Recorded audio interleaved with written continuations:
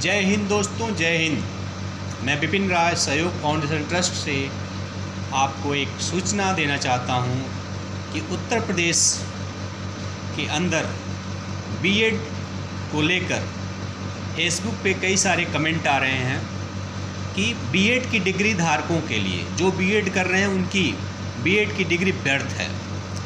इसमें लोग इस तरह क्यों कर रहे हैं? लोगों के कहने का अर्थ ये है कि लोग बीएड तो कर ले रहे हैं बट उनके अंदर किसी प्रकार की क्वालिटी का विकास नहीं हो रहा है। मीन्स उनको नहीं पता चल रहा है कि how to teach, what is the teaching skill, how to demonstrate the topic in teaching. तो मैं कहना चाहता हूं कि इसमें विशेष तरीके से किसी प्रकार से किसी संस्था का या किसी राज्य सरकार का कोई दोष नहीं है।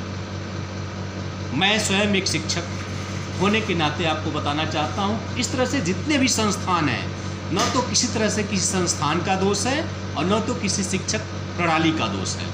मैं आपको निर्देशित करना चाहता हूं कि जितने भी विद्यार्थी शिक्षण अधिगम मीन्स टीचिंग की ट्रेनिंग ले रहे हैं, या तो बीएड कर रहे हैं या तो डीएड कर रहे हैं, वे स्वतः जिम्मेदार हैं कि वह अपने पढ़ाई को किस तरह से कर रहे हैं। पढ़ाई डिग्री के लिए कर रहे हैं कि पढ़ाई नॉलेज के लिए कर रहे हैं।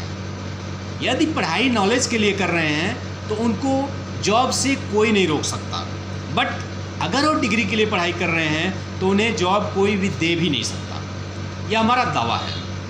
अब अगर आप इसमें किसी शिक्षक को आप भेदित करते हैं कि शिक्षण प्रक्रिया गलत है, या संस्थान को बोलते हैं कि ये संस्थान गलत तरीके से ट्रेनिंग करा रहा है, या तो राज्य सरकार को, केंद्र सरकार को बोलते हैं कि ये सरकार इसमें गलत तरीके से ट्रेनिंग करवा रही है, तो मैं आप लोगों से कहना चाहता हूं कि आप स्वतः गलत हो। क्योंकि सरकार का काम है योजना को लागू करना, शिक्षक का काम है शिक्षण गतिविधियों को चलाना, बट विद्यार्थी का काम है अपने अंदर जो योग्यता है उसको बाहर निकालना, और बाहर योग्यता को निकाल करके उसको अपने समाज में विकसित करना।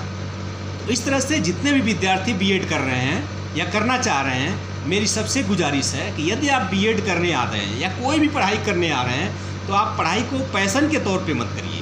आप पढ़ाई को इस तरीके से करिए कि उसको आप अच्छी तरीके से करिए, उसके गुणों को आप ग्रहण करिए, क्योंकि अगर आप गुणवान नहीं होंगे तो आपकी समाज में कोई पूछ नहीं होगी।